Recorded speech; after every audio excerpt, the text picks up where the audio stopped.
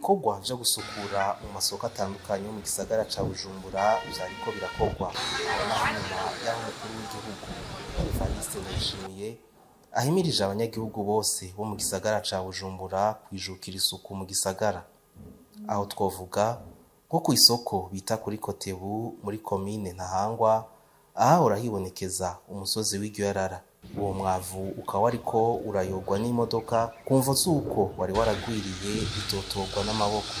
Saho gusa no muri komine Mukaza kw'isoko ya Jabe, ibikorwa vy'isuku vyariko birakorwa haba hagati mw'isoko n'inyuma y'isoko.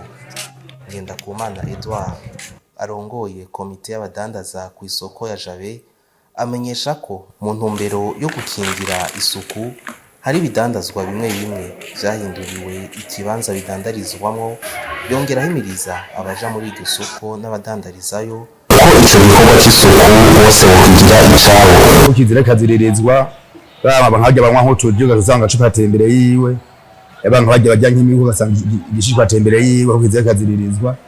Kadodo nk'ibyo bintu byose uwe nta kintu cinjira mu isoko c'imigo canke iki cyabirya vy'ibigori genda busanga bati biti atandukanye cy'amabe y'ibigori. Ubuye ngaha nta bigori vyinjira nta niho yinjira.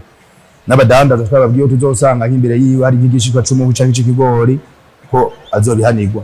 N'abadandaza bamwe usanga batagira gute bataravyumva uwo mugambi wo kureba batawumva, ngo baheze barihe bene societe nabo kugira bikunde baronke uburyo bwo kuguma babandanya baza kuritora.